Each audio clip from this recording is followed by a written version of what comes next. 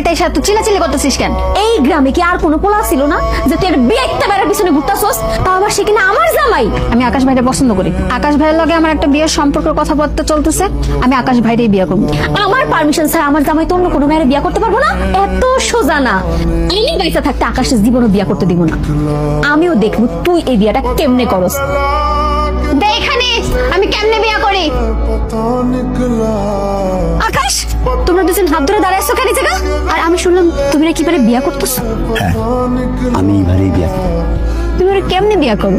আমি কিন্তু তোমার এখনো বিবাহিত বউ, আমাকে কিন্তু কোনো তালাক হয় নাই। আমার অবস্থায় গিয়ে তুমি কোনো মায়ের বিয়ে করতে পারো না। শুনো, স্বামী স্ত্রীর সংসারের মাঝখানে না অনেক কিছু হয়, সেই জন্য তুমি অন্য মায়ের বিয়ে করবার আমি সেটা মাইনা নিবো, এটা কোনোদিন হইব না। আর এই যে তুই না আমার বান্ধবী, হ্যাঁ, ছোটবেলা থেকে